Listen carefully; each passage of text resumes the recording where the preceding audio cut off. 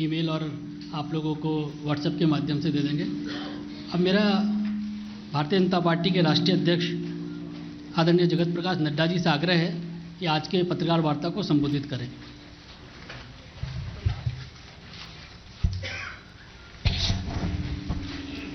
आज के इस पत्रकार वार्ता में मेरे साथ उपस्थित भारत सरकार में मंत्री धर्मेंद्र प्रधान जी, भारत सरकार में मंत्री बहन स्मृति ईरानी जी, हमारे छोटे भाई और सरकार में मंत्री श्री अनुराग ठाकुर जी, हमारे महामंत्री अरुण सिंह जी, सीटी रवि जी, हमारे तरुण चुग जी महामंत्री, और हमारे अनिल बलूनी जी, संजय मयूख जी, और यहाँ उपस्थित सभी पत्रकार बंधु।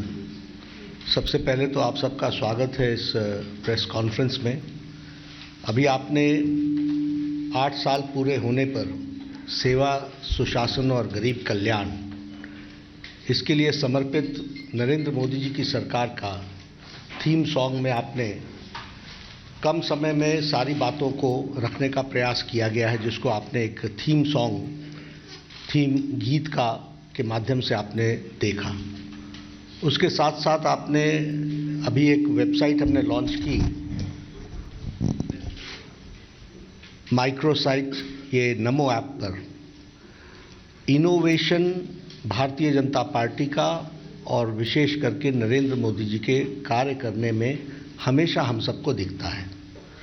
और उसी इनोवेशन के तहत प्रधानमंत्री मोदी जी ने नमो ऐप के तहत माइक्रोसाइट में जा करके एक नया मॉड्यूल खड़ा किया है, जो इंटरेस्टिंग भी है, इंटरैक्शन भी है, इंफॉर्मेशन भी है और इनोवेशन भी है।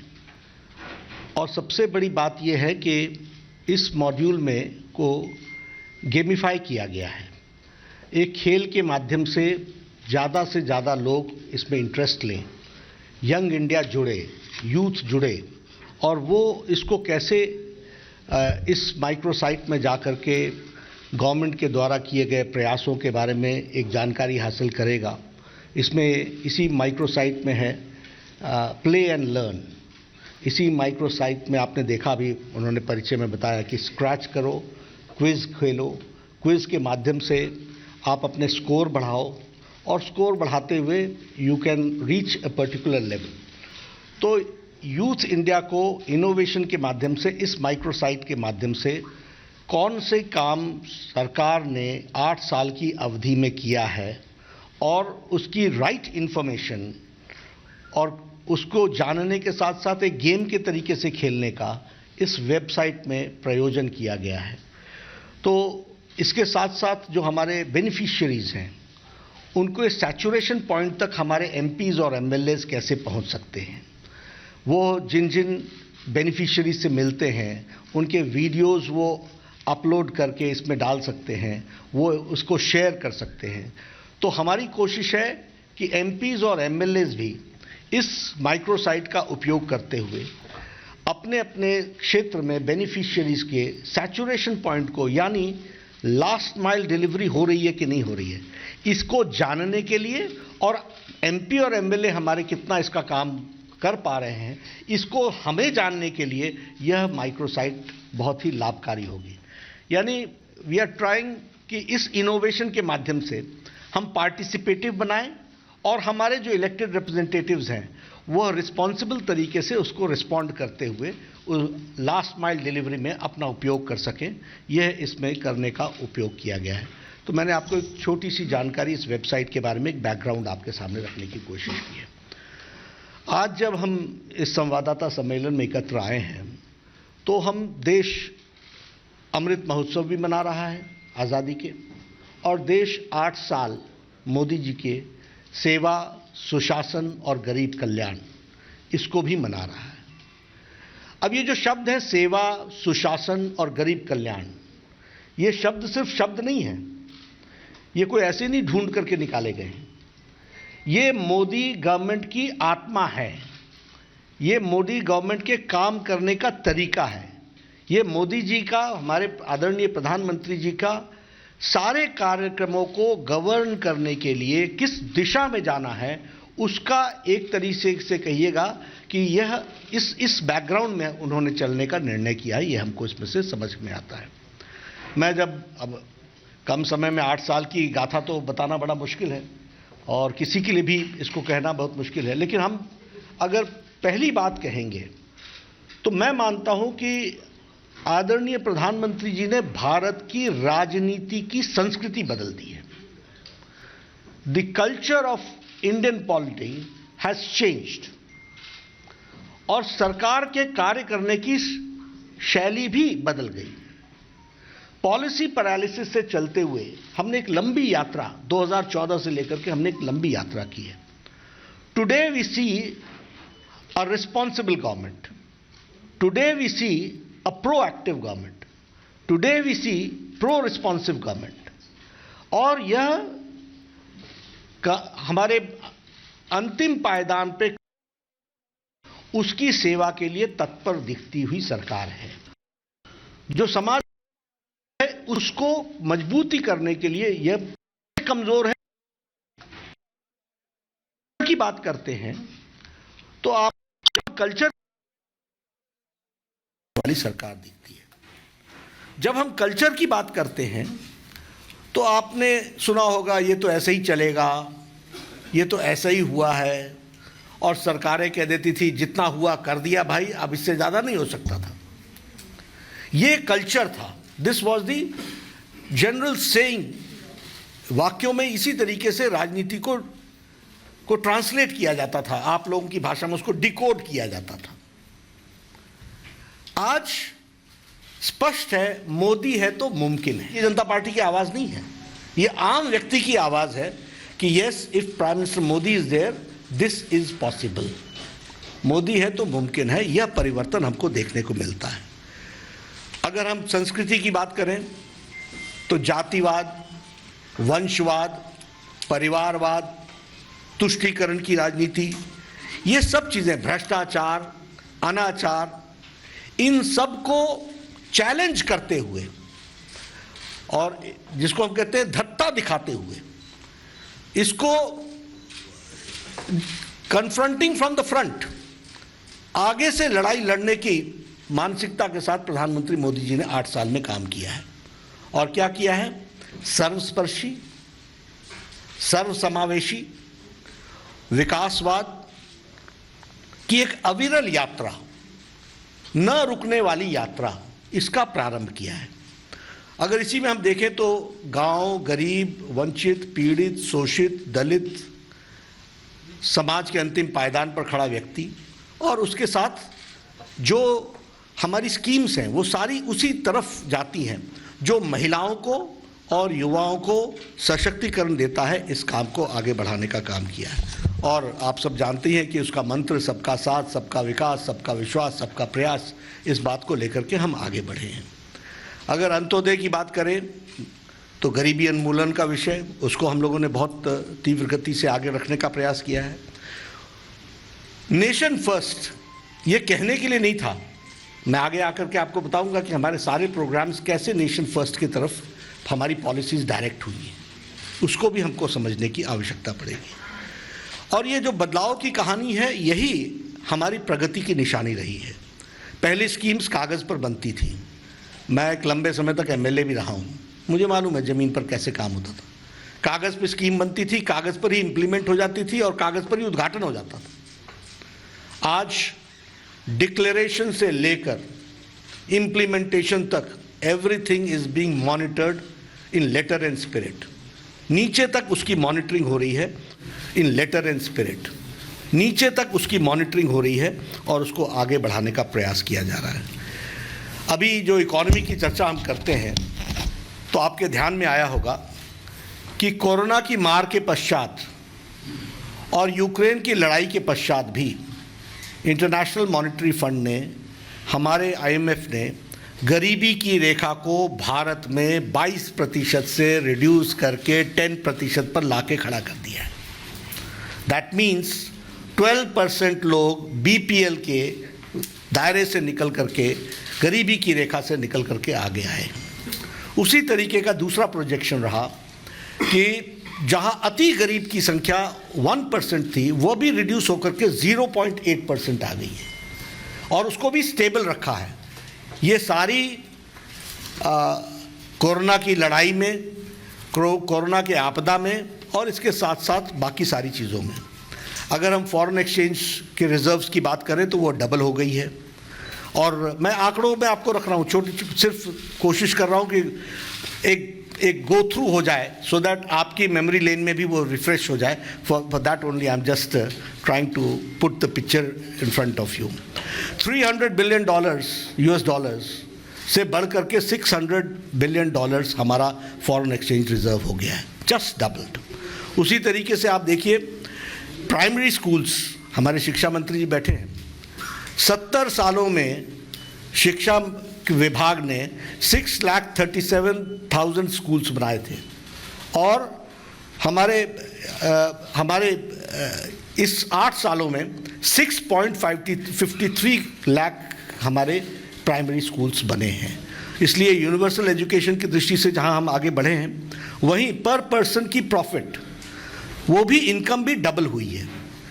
2014 में हमारी per year income average was 79,000, today it is 1,50,000। और ये मैं आपके सामने आंकड़ों के साथ रख रहा हूँ इसलिए कि आपको स्टैटिस्टिकली समझ में आए कि what difference Modi government has made. उसी तरीके से अगर हम देखें प्रोडक्शन इन फूड ग्रेन्स, तो ये 255 मिलियन टन्स से बढ़ करके 316.06 मिलियन टन्स हो गया है। अगर हम एक्सपोर्ट्स की बात करें तो अभी जो ये लास्ट फिस्कल ईयर गया, इसमें $418 बिलियन का एक्सपोर्ट हुआ। यानी now India has become a major exporter country. $418 billion का हमारे यहाँ वो हुआ है। IMF का जो ग्रोथ रेट प्रोजेक्शन है, वो जहाँ अमेरिका का 4.4 है तो इंडिया का 8.2% है। तो ये भी हमको ध्यान में रखना चाहिए कि ग्रोथ रेट का प्रोजेक्शन हमारा कैसा है। एग्रीकल्चर में हमने जो प्रोडक्शन है एक्सपोर्ट्स में, जो हम एक्सपोर्ट्स में वो 23% का इंक्रीज़ है। और एग्रीकल्चर बजट 23,000 करोड़ का होता था, आज 1,23,000 करोड़ प्लस है, यानी 10 टाइम्स से ज़्यादा उसकी इंक्रीज़ हुई है। वह भी हमको ध्यान में रखना चाहिए। उसी तरीके से जो हमारा ग्रॉस डोमेस्टिक प्रोडक्ट है वह भी डबल हुआ है। 112.33 लाख करोड़ था इन 2014, now it is 232 lakh crore. ये हमारा ग्रॉस डोमेस्टिक प्रोडक्ट भी बढ़ा है। फॉरेन इन्वेस्टमेंट में हम $500 बिलियन यानी 500 बिलियन US की इन्वेस्टमेंट हुई है हमारे यहाँ फॉरेन इन्वेस्टमेंट इंडिया में, और दिस इज़ 65% इंक्रीज़। ये 65% की उछाल है, 65% इसमें बढ़ा है। GST कलेक्शन 1,67,000 लास्ट क्वार्टर में गया है और यह भी अपने आप में रिकॉर्ड कलेक्शन है, वह भी हमको ध्यान में रखना चाहिए। ईज़ ऑफ डूइंग बिजनेस, ये 2022 के बाद हमारे पास 2020 के बाद स्टैटिस्टिक्स नहीं आए हैं, क्योंकि वो ईज़ ऑफ डूइंग बिजनेस का वो स्टैटिस्टिक्स निकालना बंद हो गया है। लेकिन last is it started from we were on the 142 number and the last was 63, we had reach 63, और आज 2022 में निश्चित रूप से हम और आगे ही बढ़े होंगे। उसके स्टैटिस्टिक्स हमारे पास नहीं हैं। उसी तरीके से हमारी $3 ट्रिलियन की US डॉलर्स की इकॉनमी हमारी बनी है और टारगेट इज़ $5 ट्रिलियन इकॉनमी हमको बनानी है। तो उस ओर हम प्रगति के साथ आगे बढ़ रहे हैं। कभी हम लोगों ने नहीं सोचा था कि गांधी के नाम पर कांग्रेस के लोग 70 साल राज करके खादी के नाम पर राज करेंगे और खादी का वो बुरा हाल 70 साल में करेंगे।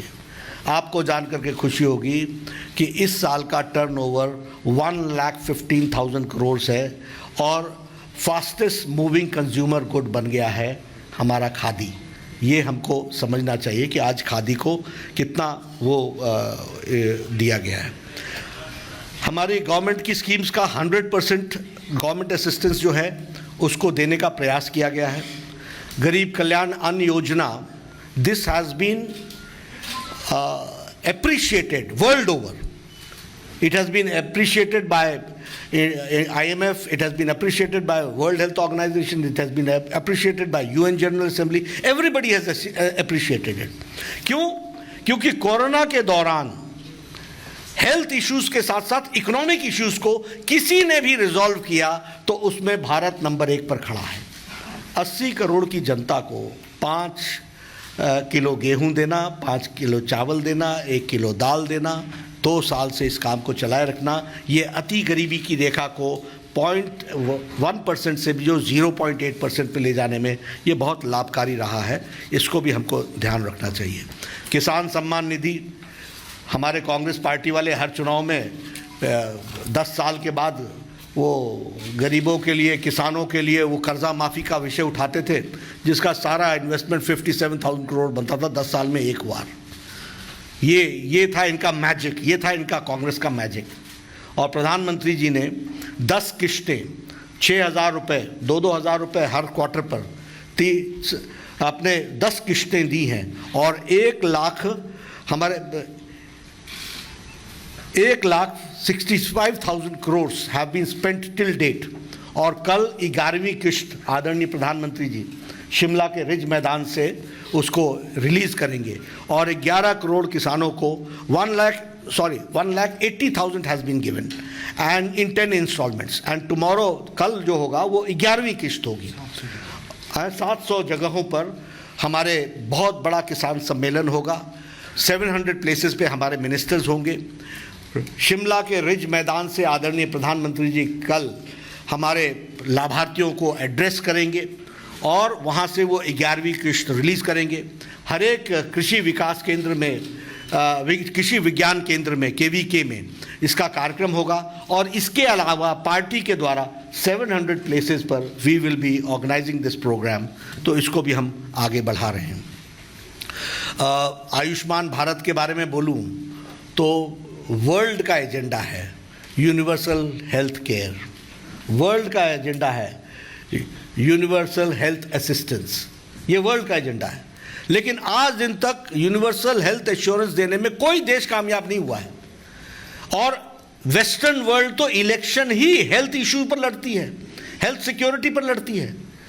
बहुत से प्रेसिडेंट्स आए यूएस के, सबने हर एक तरीके की बातचीत की, लेकिन आयुष्मान भारत 50 करोड़ प्लस यानी 40% ऑफ द इंडियन पॉपुलेशन। और कौन है, मैं बार बार बोलता हूं, ये कोई कास्ट के माध्यम से नहीं है, ये बाय प्रोफेशन है। रेडी वाला, ठेला वाला, रिक्शा वाला, फेड़ी लगाने वाला, रैग पिकर, ये बाय प्रोफेशन, बार्बर बेचारा जो बाल काटता है, जो रेडी चलाता है, ऐसे लोगों को, गरीब लोगों को चुन चुन करके 50 करोड़ लोगों को यह आयुष्मान भारत का 5 लाख का एनुअल हेल्थ कार्ड दिया गया है। और इसमें आपको जान करके खुशी होगी कि 3 करोड़ से ज़्यादा लोगों ने सुविधा उठा ली है। 23,000 करोड़ रुपए से ज़्यादा इस पर खर्च हो चुका है, यह भी हमको ध्यान रखना चाहिए। हम लोगों ने तय किया है कि 12 करोड़ से ज़्यादा घरों में हम पानी पहुंचाएंगे, नल से जल, और 9 करोड़ पहुंच चुके हैं। उसी तरीके से सौभाग्य योजना, 2 करोड़ 81 लाख घरों में बिजली पहुंचाई गई है। मैं आप लोगों के माध्यम से इसकी मर्मता समझाना चाहता हूं, क्योंकि गांव से आता हूं। आपको शायद उन बच्चों की साइकोलॉजी मालूम ही नहीं है जिनके घर में बिजली नहीं है। वो उनका जीवन में डिग्निटी नाम की चीज कितनी कॉम्प्रोमाइज है, इसका आपको अंदाजा नहीं होगा। वो पढ़ने के लिए किसी दूसरे के घर में जाते हैं, और इसकी संख्या छोटी नहीं थी। 2 करोड़ 18 लाख घरों को बिजली पहुंचाई गई है, यानी लिविंग विद डिग्निटी। ये 11 करोड़ लोगों को शौचालय दिया गया। बार बार लोग बोलते हैं टॉयलेट्स दिए गए, टॉयलेट दिए गए। No, it's not that only. आप लोग तो गांव में घूमते ही होंगे, आप लोग कवर करने जाती हैं। गांव में बताइए, औरतें झुंड का झुंड बना करके निकलती थी कि नहीं निकलती थी फॉर देयर डेली नीड्स। और इसका मतलब सिर्फ माँ ही नहीं है, माँ के साथ बच्चा भी है। इसका मतलब, और इसकी संख्या छोटी नहीं है, 11 करोड़ है। तो यानी 11 करोड़ लोग इस देश में 70 साल की आज़ादी के पश्चात डिग्निटी के साथ जी नहीं पा रहे थे, यह स्थिति थी। और मोदी जी ने 8 साल के अंदर उनको लाइफ विद डिग्निटी देने का काम किया है। 130 करोड़ की जनता में 11 करोड़ महिलाएं हों, और 130 करोड़ की जनता में एक एक बच्चा भी होगा तो 11 करोड़ बच्चे हों। तो ऐसे देश को अगर हम कहें कि सेवा, सुशासन और गरीब कल्याण, तो इसका ट्रू अर्थ हमको इसमें से समझ सकते हैं, इसको हम जान सकते हैं। जल जीवन मिशन की मैंने आपसे बात की, हमारे बगल में बैठे हैं पूर्व के पेट्रोलियम मिनिस्टर, उज्ज्वला योजना इन्होंने आदरणीय प्रधानमंत्री जी के प्रेरणा से इसको शुरू की, 9 करोड़। और मैं तो बार बार लोगों को बोलता हूँ कि हेल्थ का इशू देखिएगा तो पल्मोनरी डिजीज़, और पल्मोनरी डिजीज़ के साथ साथ ये लंग्स का इन्फेक्शन, ये महिलाओं का कम हुआ। इतना ही नहीं, अगर शौचालय की बात करें तो वाटर बोर्न डिजीजेस कम हो गए, क्योंकि स्वच्छता आ गई। ये चेंजेस आए हैं, इसको हमको समझना चाहिए। इसलिए उज्ज्वला ने महिलाओं का सशक्तिकरण जिस तरीके से किया है वह भी हम सबको ध्यान में आता है। 2.38 हाउसेज बने हैं प्रधानमंत्री आवास योजना में। अब मैं ही पहले एमएलए होता था, एक इंदिरा आवास योजना होती थी, 40,000 रुपये दिया जाता था। ये आपको ग्राउंड की बात सुना रहा हूँ। और हमारे को बोलते थे कि नड्डा जी आप एक पंचायत में 2 घर बता दीजिए, 40-40 हज़ार रुपये दे दें। This was the pace of Awas Yojana. और आज प्रधानमंत्री आवास योजना 2,38,00,000 घर बन करके तैयार दे दिए गए। पक्की छत, रसोई का कनेक्शन, गैस का कनेक्शन, शौचालय, बेडरूम, सारी फैसिलिटीज़। उसी तरीके से हम अगर आत्मनिर्भर की बात करें तो हर गरीब को घर मिले, बिजली मिले, पानी मिले, गैस का कनेक्शन मिले, हर गांव को इंटरनेट मिले। अब देखिए, आप और हम तो इंटरनेट में रहते हैं, इंटरनेट के युग में रहते हैं। पूछते हैं कहीं रात को गुजारना पड़ जाए तो हमारा पहला प्रश्न होता है यहाँ वाईफाई है, यहाँ जैसे एज इफ मेरी दुनिया ही समाप्त हो जाती है। This is our lifestyle. आप उन गाँव की बात सोचिए ना, और गाँव कितने हैं, 6 लाख प्लस 6 लाख, और सबको इंटरनेट से जोड़ना, ऑप्टिकल फाइबर से जोड़ना, ऑप्टिकल फाइबर के साथ का नेटवर्क बिछाना, ये काम 8 साल में हुए। 8 साल बेमिसाल की कहानी मैं आपको सुना रहा हूँ। और ये है उनको एम्पावरमेंट देना, उनको लाना।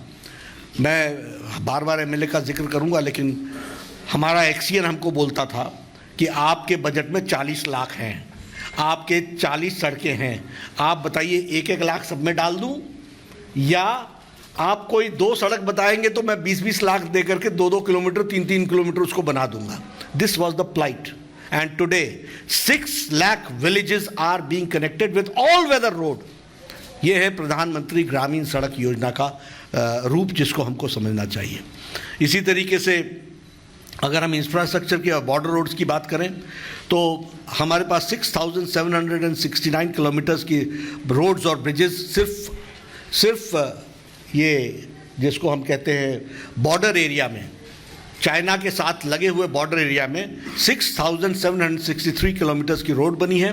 15,000 मीटर्स की ब्रिजेस बने हैं जो उसको आगे बढ़ा रहे हैं। आपको ये भी मालूम होगा कि 100 सैटेलाइट्स एक साथ लॉन्च किए गए, कभी सोचा नहीं था, और भारत ने इसमें भी एक अपना स्थान स्थापित किया। चंद्रयान और मंगलयान के मिशन पर फोकस करके हम काम कर रहे हैं। विमेन की बात अगर हम करें तो उसमें भी सेल्फ हेल्प ग्रुप से लेकर के, सुकन्या योजना से लेकर के, मातृशक्ति की बात करते हुए। और यहाँ मैं आपके सामने एक बात ज़रूर बताना चाहूँगा, कभी आप लोगों को इसकी कल्पना नहीं हुई होगी, लेकिन मैं शेयर करता हूँ। Right from conceiving of a woman till delivery with all complications, ये सारे की सारी चिंता भारत सरकार कर रही है। ये आप इसको समझिए कि किस तरीके से मैटरनिटी इशू को, महिला के इशू को प्रधानमंत्री जी ने एड्रेस किया है। ये छोटी घटना नहीं है।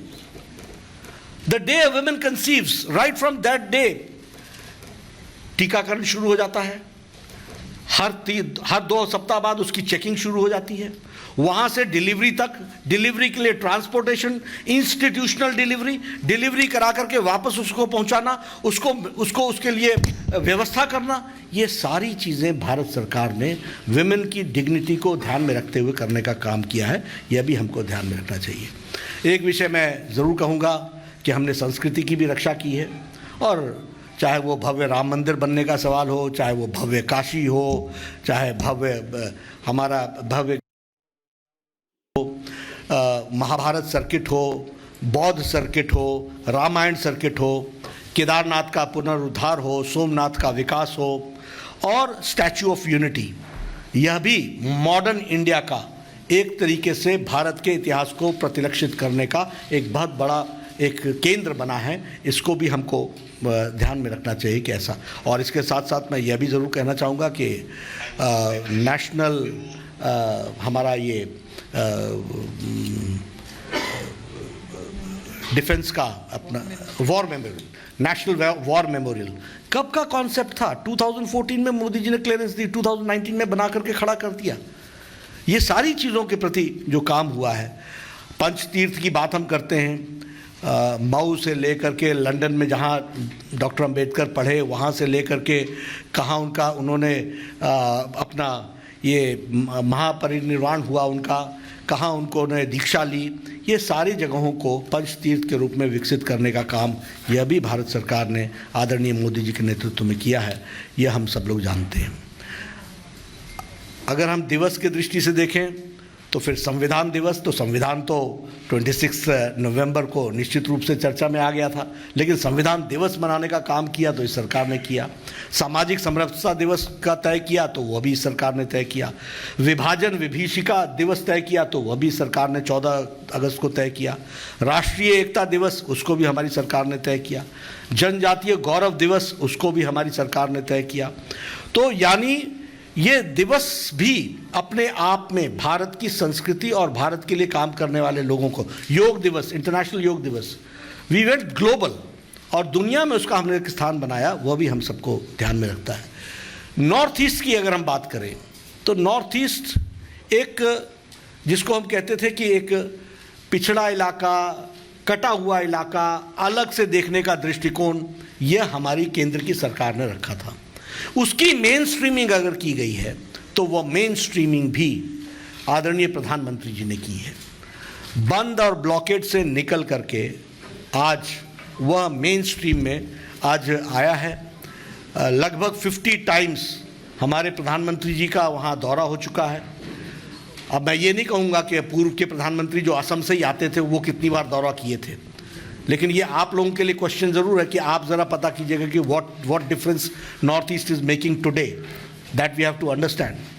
उसी तरीके से अगर हम कहें नागालैंड का पीस समझौता 2015, NLFT का समझौता 2019, ब्रू रियांग का समझौता 2020, बोडो शांति समझौता 2020, कार्बी आंगलोंग समझौता 2021, ये सब पेंडिंग इश्यूज थे नॉर्थ ईस्ट के।